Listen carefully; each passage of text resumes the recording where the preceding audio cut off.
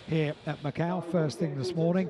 But also, we've got to look forward to our qualification race over 10 laps for the Formula 3 Macau Grand Prix, the 70th Macau Grand Prix and the 40th year we've had Formula 3 cars taking the star role for the Macau Grand Prix. So there is Raffaele Marciello, the race leader. And remember that they don't grid up. It's not a two-part race. The race, although stopped, is suspended, and then it will resume rather than restart, if you like. So the cars are under red flag conditions, but then they will resume in due course. And this means that the barriers and the track can be made safe without the cars driving round and round and round, and the race just expiring. So this way they do get some mileage in. So we have 3 laps to go. So assuming it's just a 1 lap safety car restart, it's going to give us 2 laps of racing, isn't it? Yeah. What could possibly go wrong? A mouth-watering prospect of these cars and these drivers. Sprint racing around the gear circuit here at Macau over 2 laps. Maro Engel with the very spectacularly coloured SJM Theodore racing Mercedes that is run by Craft Bamboo Racing. It's always a delight to talk to Maro Engel. Not only because he's a very accomplished GT driver, but I always feel as though I'm in Australia. He spent time racing with Mercedes and Erebus in the Supercars Championship, and although he wasn't there for that many years, he's never got rid of the Aussie twang. It's great. It's a great accent. You can't quite work out where he's from. If you didn't know anything about him, you wouldn't be able to work it out. You absolutely would not. But he's a good guy, a great character, and I'm glad you got to catch up with him. He heard your voice behind him and swung round, didn't he? Yeah. Straight away, he was having a conversation. But, yeah, good to hear from Maro Engel. So we're getting close. Raffaele Marciello, in fact, the top drivers have not got out of the cars, and they have stayed focused in the zone. Every single centimetre around this circuit requires ultimate concentration, and this is the opportunity that they could potentially get to be distracted, and that's not what they need at this point. Stay in the car, stay focused, and just do whatever you're instructed by race control for the restart. They have no control over how long they're going to be down there. No, but for Raffaele Marciello, he knows that he is still in a very strong position because it will be a single file restart.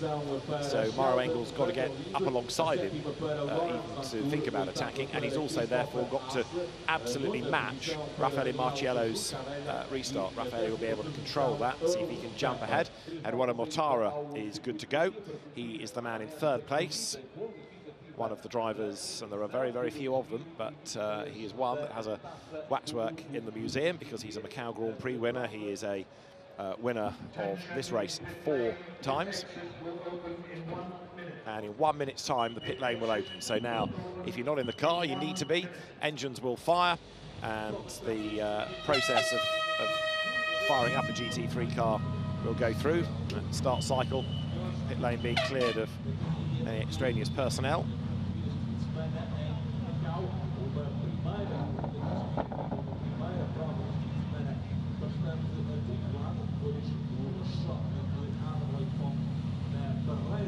So there you've got the cars all lined up, good to go. Eduardo Mortara's Audi, which is good through the corners, but a bit breathless, one fears, against the Mercedes in a straight line.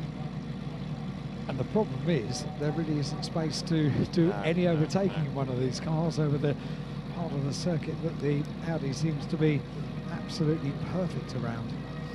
And in fairness, I mean, proof of how it's a little bit out of puff on the exit of Mandarin was that Jean Cadet was able to get ahead on the outside. Okay, it didn't ultimately work, but it does show where the strength of the Mercedes and the BMW is. So pit lane is back open, and this means that the Macau GT Cup qualification race for the FIA GT World Cup is back underway. Race is back on. It certainly is, and they fired out behind the safety car, down from the hot lane in pit lane, and hot lane being the applicable word this afternoon. It's a hot day here at Macau.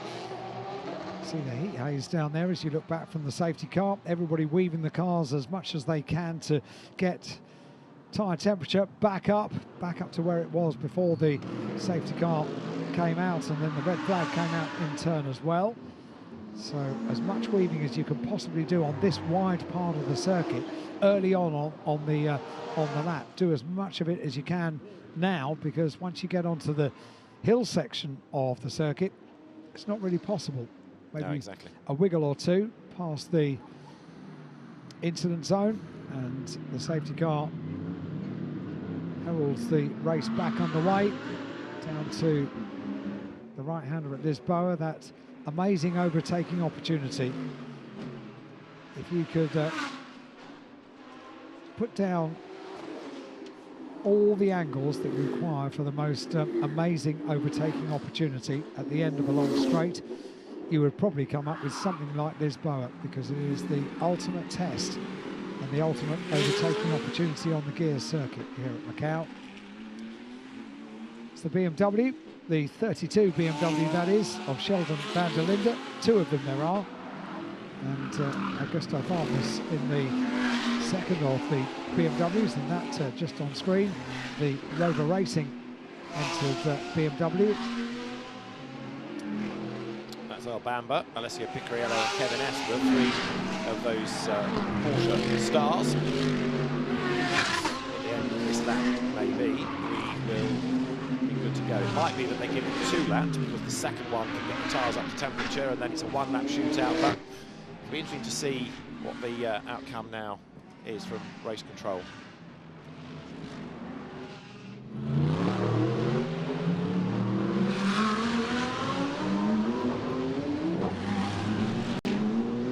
Safety car in this lap then.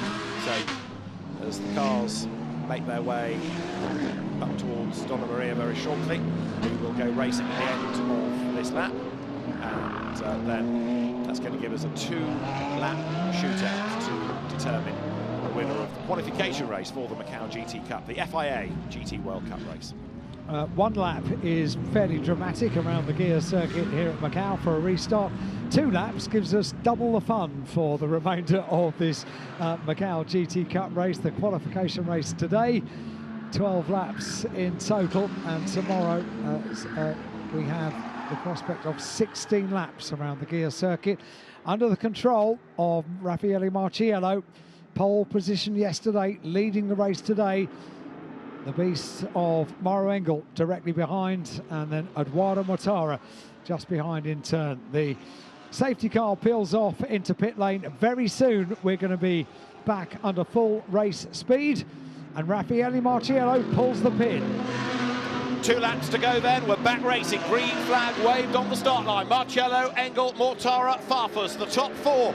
2-lap shootout to determine the result of this race and the grid for the main race tomorrow. And Raffaele Marciello was nearly half a second up when they crossed the line. Engel is in the wheel tracks then, trying to stay with him on the run down towards Mandarin. Look at Farfus, he goes one side of Mortara. Jinx back in behind him, but he's building up maybe for a move under braking. Engel is staying on the tail of Raffaele Marciello for the lead as well. And van der Linde comes up to have a go at Daniel Serra. The 2 leading Mercedes are almost together. Engel closing up under braking. It is game on. It certainly is game on. The 2 AMG right at the front of the field, around the right-hander at San Francisco, up San Francisco hill they go. Mortara a little bit further back, but as we've already said, the Audi is pretty good around this twisty part. This is slightly different though, because he's got the BMW of Augusto Farfus right there behind him. He in turn is a winner of the FIA World GT Cup here at Macau. And we have got this battle on for the lead. We have got the battle on for 3rd place as well, because the BMW potentially could get the better of Eduardo Mortara over 2 laps. We shall wait and see.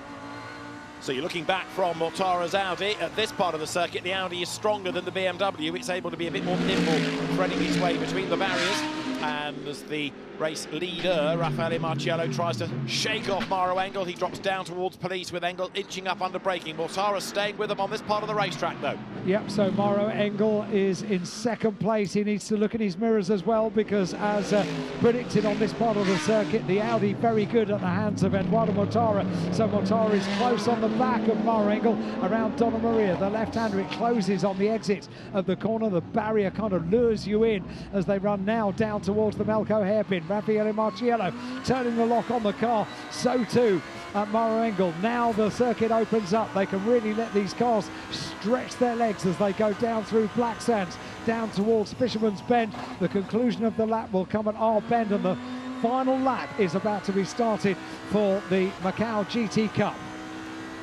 So the last lap board is made ready. Eduardo Mortara looks at those two Mercedes, tantalisingly close up the road, but they're going to get smaller in a moment because this is Mercedes country, isn't it, as they come booming over the line then past the pits. Marcello to Engel is 8/10, and then a further 8/10 back just under is Mortara in third place, but you're riding with him, heading towards 245 kilometres an hour through Reservoir. BMWs are 4th and 5th. Van der Linde has got past Daniel Serra, then he's moved himself into 5th spot. It's going to be a really tasty grid for tomorrow's race, with Vanthor having gone backwards for 7th, Christopher Haase 8th, Junqueira 9th, and the top 10 completed by Earl Bamber. To Lisboa for the last time they come.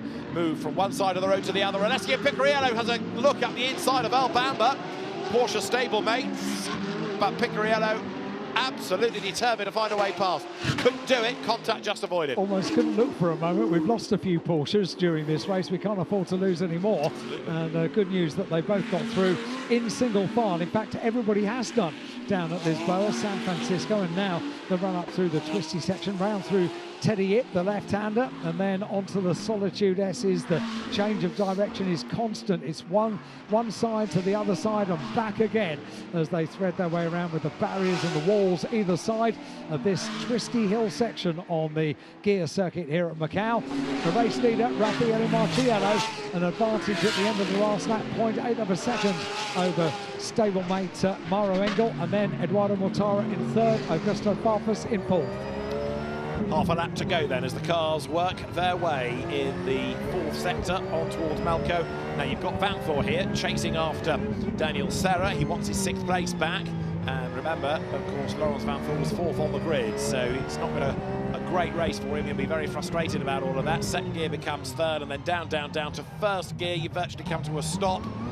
Lots of lot to get it around the hairpin and then fire it out the other side. Kevin Astor almost tickling the tail of the blue Porsche of Alessio Picariello. Checkered flag at the ready then. It's going to be a win in the qualification race for the Macau GT Cup, the FIA GT World Cup for Raffaele Marciello. Another dominant display on the streets of Macau. Raffaele Marciello, 100% so far this weekend. He took pole in qualifying yesterday. He takes the first race win for the qualification race for tomorrow's Macau GT Cup, the FIA GT World Cup tomorrow here around the streets of Macau. And quite right too, the team celebrating down in pit lane. Raffaele Marciello has not put a wheel wrong. Now, Maro-Engel got a really good start, got himself up into second place, and that means that tomorrow the two Mercedes will line up on the front row of the grid. Where do we remember that from? About 12 months ago. And it got us absolutely enthralled watching the pair of them go toe-to-toe. So the rematch coming up tomorrow is going to be worth watching for certain. Woohoo! Last lap of the race, Eduardo Mortara did an absolute best sector, so he might have been frustrated, but he never gave up trying, did he? Farfus 4th, Van der Linde 5th, Serra 6th, top 10 rounded out by Vanthor, Haase, Junqueira and Bamber.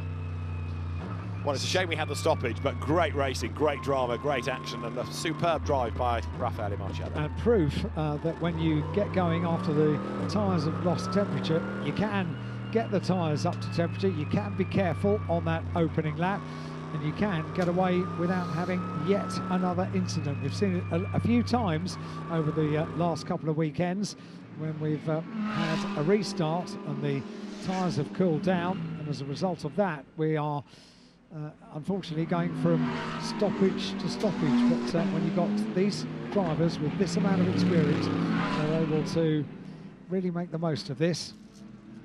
Not sure we're going to get a chance to get down and get a word with the drivers. Are you going to go down, David, on maybe get a chance to... I wasn't planning on, because I was expecting really they'd get quickly whisked away up to... I think there will be. Up to the podium. Might try it tomorrow. Yeah. We'll see. Try and tee it up for tomorrow, but we'll certainly do the grid tomorrow. I think pretty much the way the timetable is, the drivers at the end of the race get whisked off as soon as they've done their technical checks to go and do the podium, the official parts first, and then they go to the press conference in due course as well after the podium. So press conferences are taking place throughout today. And Raffaele Marciello, the victor, makes his way down from the Macau hairpin. Mauro Engel in second place, Eduardo Mortara in third place. That's your podium for our qualification race for the Macau GT Cup, and the victorious Raffaele Marciello. Now, I don't think he's going to be as joyful about the race win as he was about qualifying yesterday, because he left it right until the end. But it was just in the end a two-lap sprint, wasn't it, for Raffaele Marciello? And he will come down into pit lane, peel off into pit lane, save the celebrations for tomorrow maybe, when we've got that much more at stake. The title of the winner of the 2023 Macau GT Cup, and at the same time the FIA GT World Cup, that will come tomorrow. Well, certainly a marker has been laid down, even if it hadn't been qualifying, by Mercedes. Of course, the grid was Mercedes Audi, but the result of the race Mercedes. Interesting, isn't it, that after that you have to go quite a long way down to find a Mercedes 9th. So there's an interesting mix of brands across the top 10, but the top 2, Mercedes AMG. Raffaele Marciello, Mauro Engel, Eduardo Mortara will be the 3 winners that we have on the podium. So, grazie Lello, it says on the bonnet of the car. Now, Raffaele Marciello, race winner again here at Macau, squeezes himself out of the Mercedes. I'd love to know who organises parking in a Parc Fermé area. It's the same in every championship. There is never enough room to open a door. Same person that marked out the parking spaces for my local Tesco, I reckon. So when you're very tall like Raffaele is anyway, it's not the work of a moment. Mauro Engel gets out of the Mercedes, and then Eduardo Mortara will hop out the other side of the Audi. But the 2 Mercedes drivers congratulate one another. Landgraf Racing ahead of Craft Bamboo Racing, the local team running this car for Mauro Engel. Lauren Granville from SRO handing over the Pirelli caps, because although it's a Macau race and it's an FIA badge, SRO Motorsports Group is given the job of putting the grid together and handling all the infrastructure and all the entries and making it all possible. So it's reflecting the stature that SRO has, that again it's been asked to put this race together for Macau and the FIA.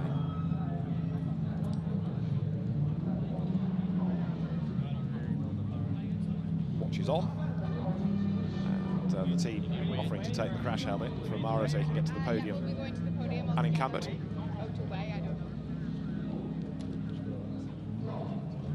So there, Eduardo Mortara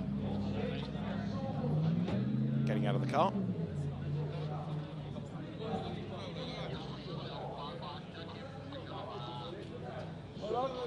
And the FIA officials stand by as well, but Eduardo Mortara in a moment will make his way up to the podium.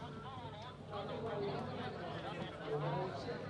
wonder whether he's a little bit concerned about something, which is why he's still to be found with the car. Anyway, let's have a look at the results of the qualifying race for the Macau GT Cup, the FIA GT World Cup, and it is a win for Raffaele Marciello. The winning margin just over a second in the end, 11 tenths from Mauro Engel, and Eduardo Mortara in 3rd spot.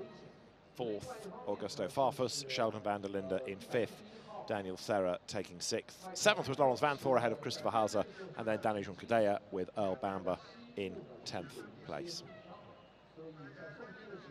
So there's the hero of the hour, Raffaele Marciello, who has now taken on Swiss citizenship, the Italian driver, so the Swiss flag proudly represented with him.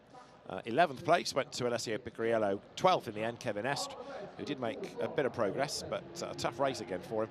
14th behind Liu Yi was Frankie Cheng, 15th was David Chen, and then Jules Gounon ahead of Marchi Lee, and we lost so spectacularly Adley Fong. And on the first lap, and possibly connected, we never really got to the bottom of it, Matteo Cairoli, and we also lost, of course, Thomas Priming, but they were together on the grid, and I just wonder whether they may have come up against each other out of Lisboa and towards San Francisco. We'd seen Matteo Cairoli run wide at that part of the circuit on the opening lap, and then a couple of corners later we saw him up against the wall.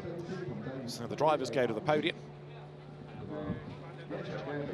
Here is Pirelli, Matteo Braga handing over a winner's trophy for Raffaele Marcello, the man that took pole position yesterday, and taking the Pirelli trophy here as well. Smiles all round. So the podium awaits as the winning drivers are being briskly marched in that direction. The doors at the front of the podium on one side open to allow the Macau podium organisers to step forward. Then on the other side, the doors open to allow the trophy girls out. Then the dignitaries are called forward, and then the drivers are called forward. So there is a process, and the process has started. So it won't be long before we have drivers on the podium. And then shortly, we will have our final race of the day here, which will be for the FIA Formula 3 World Cup, the Formula 3 Macau Grand Prix qualifying race. And very shortly, as I say, the drivers for the podium will be there. So Formula 3 cars back at Macau, they will round out the day. But the GT race tomorrow, of course, the main race will be that little bit longer, 16 laps. I suppose one question is whether or not we're going to see the Hello Kitty Audi once again. Darrell Young there in the middle, winner of the Greater Bay Area GT3 race last weekend, and down behind the Craft Bamboo Racing team. Reflecting on that race. It'll be interesting to see what happens tomorrow. This car starting on the front row of the grid, driven by Mauro Engel. Darrell, a very popular guy in this part of the world, the Canadian Hong Kong driver. Go outside to these merchandise stores we've been talking about. You can buy not only merchandise and models in this car, you can buy a little Darrell Young statue as well, a little figurine of a driver that's also had a really good strike rate at Macau, be it in GT or in touring cars over the years. There is the podium at the front of the Macau Grand Prix building, which houses the offices of the staff that work 12 months of the year around to make sure the circuit is safe, to put the entry together. All the races invitational, so you don't, at no point, get a guaranteed entry into Macau. It is quite a thing, with only 26 starters allowed for a race. Always there is great interest and desire to be on that grid. In the last few years, all the races have been for predominantly the local drivers from this region. This having a far more international feel to it, and a really feel-good factor as well, as Macau is once again able to throw open its doors and welcome visitors from around the world. So there, in a moment, we will have the podium ceremony good to go, and as the dignitaries are amassing behind the podium, we will very shortly be able to cross to the podium, and the top 3 drivers will be coming forward in a moment or two at the end of the qualification race for the FIA GT World Cup, the Macau GT Cup. That result is tomorrow's grid. Tomorrow's race is the one that they are all so keen to win. It's going to be absolutely fantastic, and it will start tomorrow at 5 minutes past 12 local time. Then after that, there is the build-up for the Macau Grand Prix itself.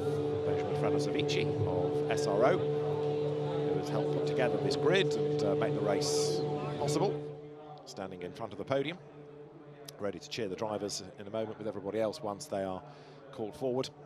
And a very strong 20-car grid that we have enjoyed for the first of the 2 races. So the trophy girls come to the podium, and that means that in a moment or two, so too will the dignitaries be ready, and drivers can see them behind the podium. The bright yellow, canary yellow overalls of Raffaele Marcello means that we're almost ready to go at the conclusion of the first GT race of the weekend for the qualification race for the Macau GT Cup. To the 70th Macau Grand Prix. Now it's the Macau GT Cup FIA GT World Cup qualification race trophy presentation ceremony.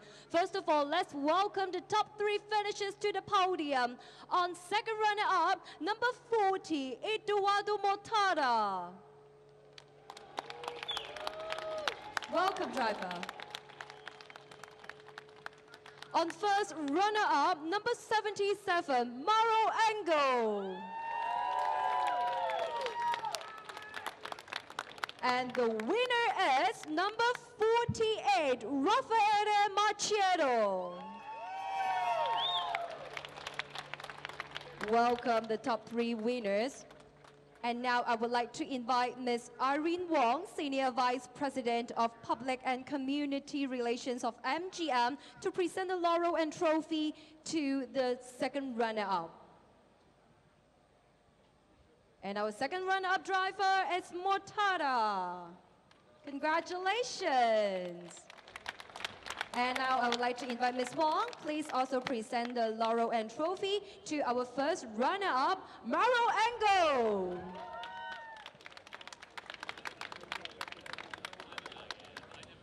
Congratulations. Thank you, Ms. Wong. Now I would like to invite Mr. Poon Wan Kun, President of the Sports Bureau and Coordinator of the Macau Grand Prix Organizing Committee, to present the laurel and trophy to the winner, number 48, Marcello. Congratulations. Will all the guests please proceed to the center and take a group photo together. And our winners, you may reach to the top of the podium as well to take this group picture together. Thank you. Yeah, raise up your trophy.